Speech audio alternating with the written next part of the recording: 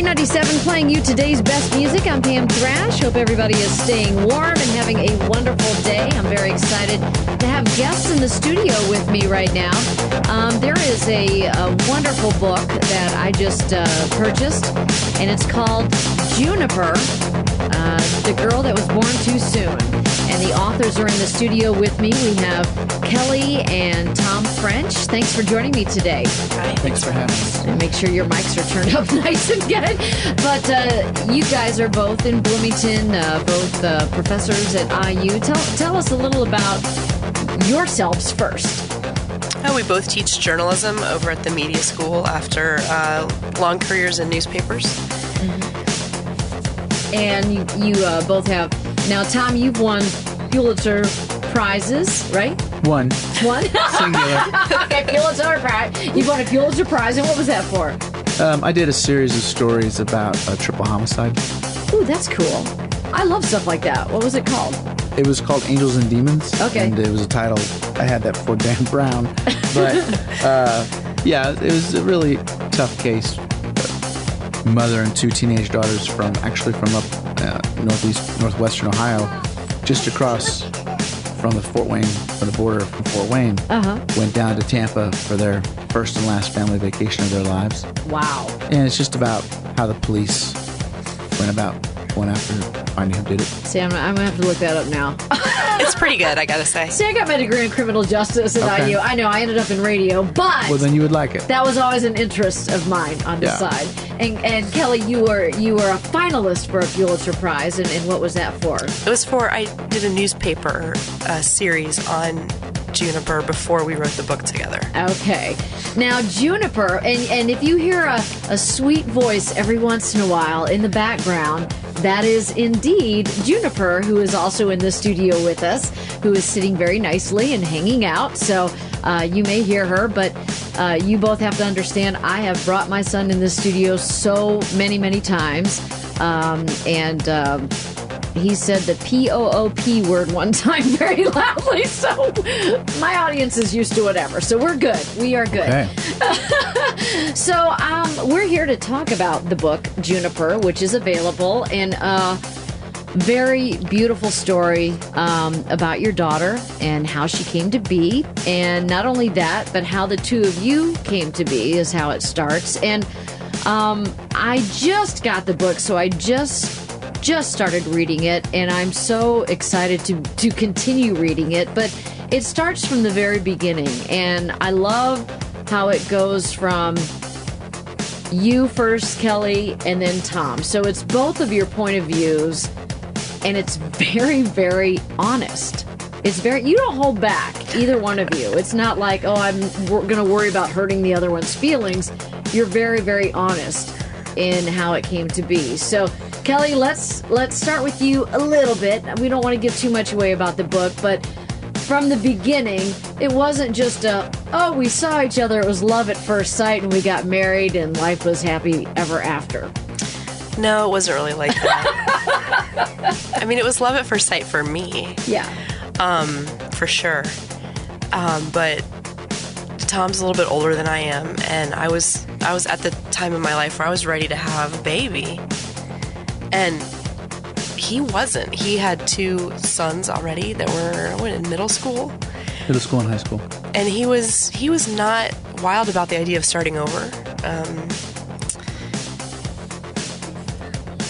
So it was 2.5 years of breaking up and getting back together, and he had a girlfriend, and it was awful, actually. Yeah, I'm the villain in the beginning of the book. It's true. I mean, I wish it was different, but that's how it happened. I just tell him a character needs an arc. Exactly. Yeah. Because he becomes the hero about the middle of the book. It ends up being okay. It ends up being okay. It ends up, that's kind of what I ended up. I ended up liking you, Tom. I really did. It was like, I have a lot of people are mad at me at the beginning of the book, and I say I totally understand, because I was mad at me too. Well, it just shows you there's something, sometimes fate takes over reasoning, and you think, Kelley, what the heck are you doing? I know. I thought the same thing. I thought the same thing all the time. What am I doing? This is not who I am. I could see myself as your friend going, what are you doing? But then absolutely, everything happens for a reason. As cliche as that sounds, it's true. I don't know. I just sometimes. couldn't give up on him. And that's all I'm going to say about that part of it. But everything happens for a reason, and it's beautiful. You two are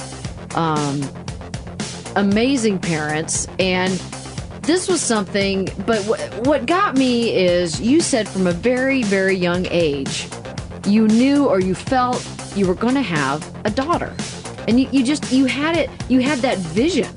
Yeah, and it's weird because I didn't play with dolls or babysit, and if other people brought their babies around, I was kind of afraid of them. Yeah. But I did always have it in my head that someday I would have a daughter. Mm-hmm.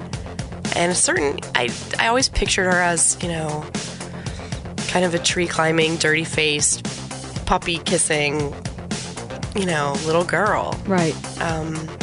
And I just felt like that was going to happen. And I don't know why I felt it so strongly, but I did. I felt like she was out there and I needed to bring her into the world. And if Tom wasn't the guy to do it, then get out of the way. But Tom came around. He came around. So let's talk about once all that got resolved and Tom's in the picture. Can I just interject one quick thing? You know what? You have. It's interesting because yes. When I was through a lot of my life, I saw myself with a daughter as well. That's right. I did read that because you had two sons. I had two sons, and when they were before they were born, I fully expected them to be girls. That's interesting. I just saw myself as a father of a daughter. Mm-hmm. And then, they were born, and I grew to really appreciate boys. And I kind of lost sight of this idea of a daughter. Right. And let's just say that Kelley was very forceful in putting that vision back in my head as well. Yeah. There's a rhyme and a reason to everything. And if she'd been a boy, it would have been fine. Right. That's just how I saw it. I don't know. I get that. And I do like, what was there did you intend to write the book like you did with a Kelley part and then a Tom part? Did that come naturally, or was that purposeful? Well, it was the only way we could figure out to do it. Yeah. You can't write a whole narrative like this and have it be we. Yeah. Because we're very different people. Yes. Yeah, I don't have a uterus. Thank you for sharing. We write differently. We have really different writing voices. We process things differently. He's more emotional. I'm sort of more that's why reserved. I think that is what has got me hooked to this book, because it is really, really refreshing to hear your part of it and his part of it, because it is so very different, but it is so very beautiful.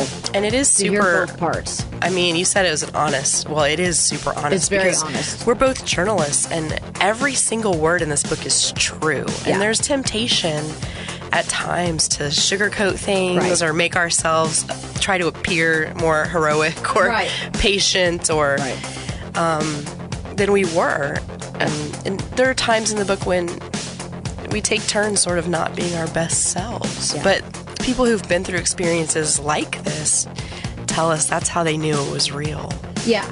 It's not a Lifetime movie. And that's, I've read that about it. And that's what I like, too, is you're doing it from a parent perspective, a female perspective, a male perspective, but a journalist perspective, where people can actually relate and go, take a breath and go, okay, there's people out there that felt like I do. I don't have to feel guilty about this. Right. So. Yeah, I mean, I'd say every parent I've ever known, we all have moments where we're imperfect and we're not at our best selves. That's kind of the nature of parenthood. We also are often, that is our very best version of ourselves. But we're all pretty flawed and fragile creatures, and certainly I am. Right. And we just tried to be honest about it. Yeah. So tell us about Juniper and when she was born and how early was she born? So she was born at 23 weeks, which is about halfway through pregnancy. Oh, it's 16 weeks. Scary. Yeah, it's 16 weeks early. Mm-hmm. And that happens to be the very border of viability outside the womb. So while I was pregnant, the doctors were telling me you have to make it to 24 weeks or you might as well just have a miscarriage at home. Goodness. There'll be nothing we can do for you if you don't make it to 24 weeks. Yeah. And, you know, in the abortion debate, like that's the number that is tossed around, 24 weeks. Right. And that's because that's been loosely considered viability. Well, Juniper arrived at 23 weeks. So that opens a whole universe of questions and possibilities. Right. And the doctors told us, we have the technology to try to save your daughter, but you need to think about if that's what you want, because every treatment could exact a toll. She could end up disabled or to any degree in any part of her body or her brain. And there's so many uncertainties that a lot of parents in this situation, you know, about to deliver at this very fraught time, would choose just to let the baby die. And so we thought long and hard about it. And ultimately, a nurse practitioner visited us and said, you know, you don't have to decide all at once. We can let the baby be born. We can take her to the NICU. We can put her on a ventilator and we can see how she does. And there will be a window of time in the first week or so where we'll get a pretty good idea of what challenges she might face and what her likelihood of turning out okay might be. It's not a guarantee, but we can have more information in a week than we have right now. Thank goodness for her. Thank goodness for her. That was, you know, Juniper's life was saved many times in over the 196 days that she was in the NICU, but that was the first time. Yeah. I can't imagine what that would be like. And the size of Juniper?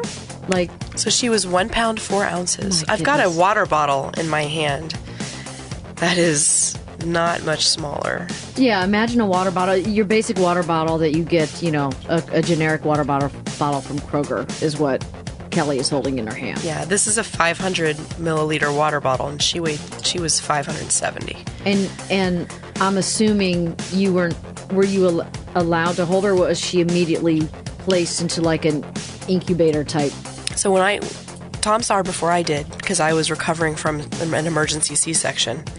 She was in an incubator. She was hooked up to all kinds of equipment and monitors and machines. She was on a ventilator, which caused her to like breathe kind of mechanically and strangely. She was very red looking in color because her skin hadn't really developed. She didn't have as many layers of skin as like a newborn baby. Right. You could actually see through her. She was translucent. You could see all the veins kind of spidering under her skin. You could see her heart thumping inside of her chest. Her eyes were fused shut like a new puppy. She looked like a little angry old man, actually. Yeah. Kelley said that, you know, looking at her in that incubator was like seeing a secret you're not supposed to see. Because, you know, most babies are going to be inside mom for another 17 or weeks or so. Right. And so very, very early, only about halfway done developing. And Kelley said it was like looking in God's pocket. And she said that very first day, and I was like, well, it's really true. It's an interesting perspective to think of it that way. But yeah, you're right. It's terrifying. She was out too soon. I mean, obviously it was terrifying. Yeah. We were scared to death. But it was also, the entire time, it wasn't only terrifying. You know, it was also incredibly sacred and amazing. Yeah. You get those books when you're pregnant, or those. I actually had an app on my phone that says, "This is what your baby looks like." Oh gosh. She looks nothing like that. Yeah. This is all new for you, both of you. This is all new. You have no idea, and day to day, and night to night, and I'm sure it's moment to moment in that sort of a situation. It was definitely moment to moment. You have no idea what's going to happen moment to moment. You know, it was made very clear to us that we could step out for lunch downstairs in the hospital cafeteria, and she might not be there when we came back. Right. And in this NICU, it was a level 4 NICU, and death is not theoretical in this place. Babies did die around us. Right. Babies who were bigger and stronger than Juniper. Right. And we saw the babies before, and then saw the empty incubators, and saw this grief on their parents' faces as they left that NICU. So death was not just some possibility. It was this concrete thing. It was right in front of you. And I had this notion that it was all very random, that it was almost like death was on the floor and he was playing tag with the children. And he'd tagged this baby just a few feet away from Juniper, and maybe he was looking at Juniper next. So it was very terrifying, but it was also transcendent because you don't normally get to see a baby developing at this point. This is not something we would have wished, but okay, she's here, she's in front of us, and watching her grow and fight for her life was beautiful. And in fact, the first time I saw her, even though she was very much a work in progress, I came down back to the recovery room and told Kelley, she's just beautiful. She's so beautiful, because I could see all these possibilities inside of her. And I said, you've got to be out of your mind, because I hadn't seen her yet. Now, how did you pull yourselves through this entire time? Because I'm sure, being different people that you are, you both handled it differently. Well, the chances that she would die were slightly better than half. So that was something that we battled hour to hour. But the real question, because if we had chosen not to resuscitate her at birth, the chances that she'd die were 100%. Mm-hmm. So the question really is, how are we going to be parents to her? What kind of relationship are we going to have, and what kind of people are we going to be in this moment that's going to carry us for the rest of our lives? How are we going to conduct ourselves so that when we look back on this, we feel like we did the best that we could for her? Mm-hmm. And now that was the question day to day and minute to minute. Yeah, I mean, for me, I couldn't hold her for a long time.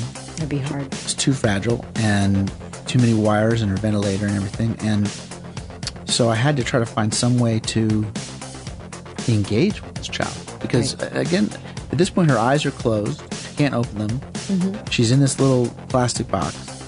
She has no idea of anything, mm-hmm. that there's a world out there. She has no idea that she has two brothers waiting to meet her, mm-hmm. or that there's school or books or friends or playgrounds or ice cream. She didn't know about any of that.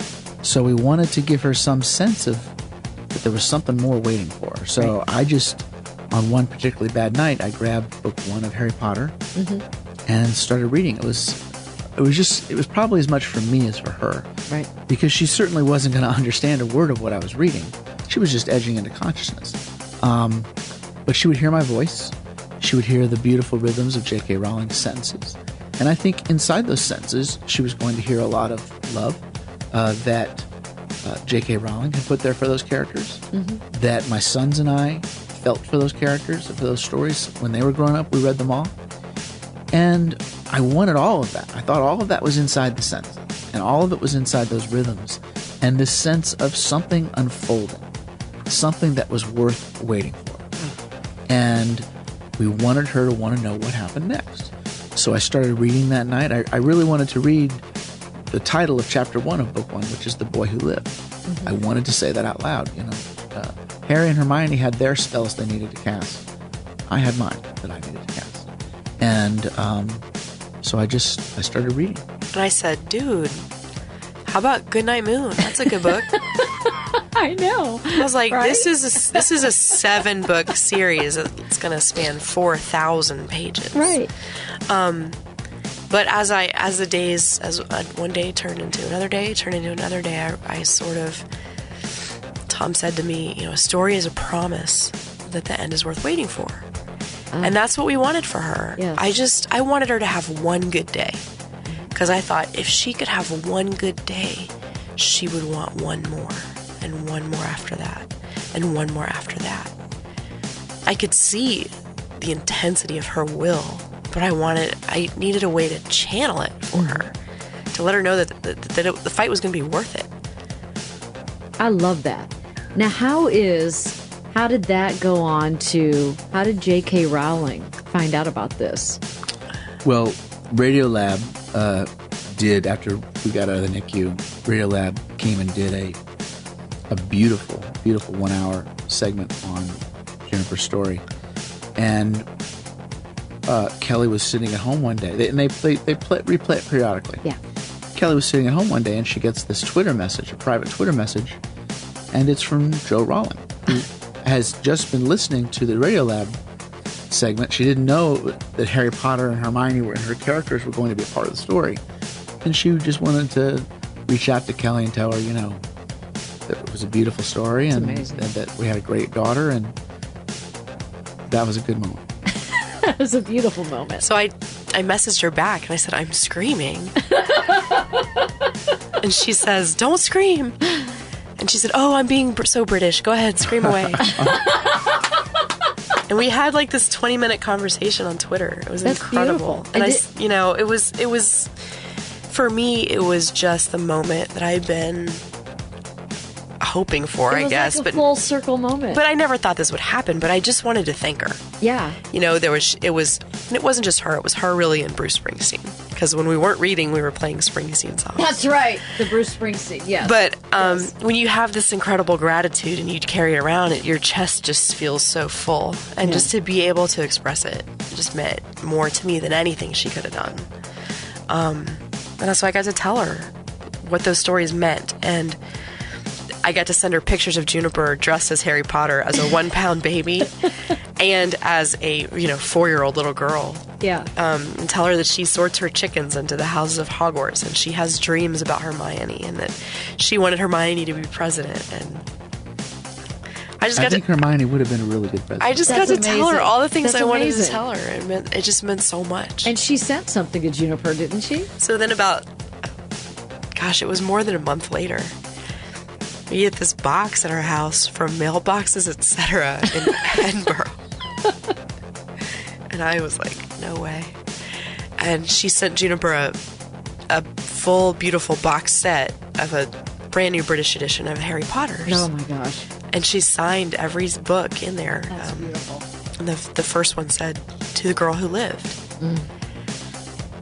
And I was like shaking. That's amazing. I put them in Juniper's hands. And of course, Juniper thinks, because she's 5, all 5-year-olds are narcissists. Like all of them. Yes. So she thinks that this really nice lady named JK Rowling wrote 7 more books just for her. Yes. Let her. And she said, Mommy, can JK Rowling come to our house for Thanksgiving? No kidding. Let's have a party. She said, did she put bad guys in these books? I love that. Yeah. So tell us, Juniper is here. She's here. She looks lovely. So she's doing well. She's awesome. Like she's ferocious. She's better ferocious. than well. She's amazing. And she's a huge Harry Potter fan. Oh, now, huge. Is she a huge Bruce Springsteen fan? She is. That's the question. We took her to her first show not long ago. Excellent. Down in Louisville. And we made her earn it, though. I mean, she knows the words to all those songs. I will play some for Retro Lunch Hour, because that is coming up. So and, we got to play Bruce Springsteen. Her song in the NICU was Waiting on a Sunny Day. Oh, that is beautiful. Because she had never seen the sun. And when we would play it, and when we would read to her, or when we would play that song, we could see on the monitors that she improved. Like she breathed better, she held her temperature better. Oh. She just did better. And now there are all these studies that sort of back up what we were just doing by feel, but it was instinct as parents. And just a few weeks ago, Springsteen has a new book out, an autobiography. Yes, I saw that. And there was a book signing in Boston. Kelley and Juniper were able to get inside and to meet him.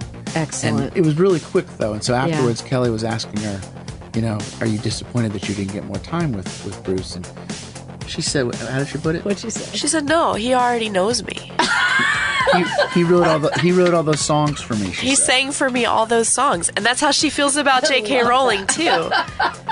May that never end. But she feels, I don't know. She feels a connection. She feels love in those songs. Right. And she feels it in the stories. And it's because of her beginning.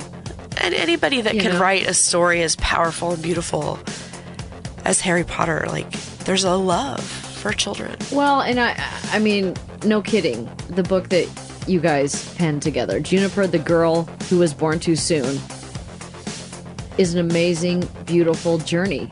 It's a beautiful story. And I want to get to that before the lunch hour show starts.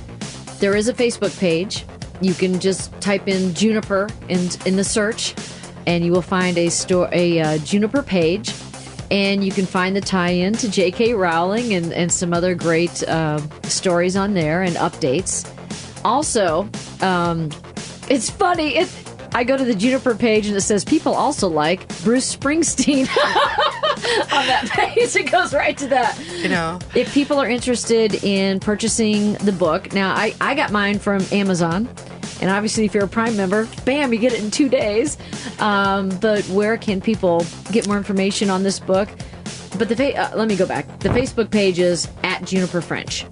Simple as that. But if people want to get more information, buy the book, which I suggest. It's a low cost, well worth it. But where can they get the book? I think it's at the Bloomington Barnes & Noble. Okay, it's at the Bloomington Barnes & Noble. It's at Amazon. Amazon. IndieBound, anywhere. Okay. Okay. At the corner Very bookshop. simple. Corner Very bookshop. simple. I think it is a must read for, any parent, anybody that wants to be inspired, anybody that wants a positive message of hope. And by golly, do we need that after this year? I don't want to bring up this year, but I think as if you're looking for a gift this year, the timing is beautiful. I will just say that. The timing is beautiful, but I'm looking forward to finishing the book for sure. And I thank you both for coming in today and sharing your story. Really appreciate it. And all of you coming. I didn't realize you were all going to come in, so I'm very, very excited. And we wish you luck in the future and all of Juniper's dreams coming true. Thank you so much. Thank you very much. And we're going to kick off the Retro Lunch Hour right now on B97.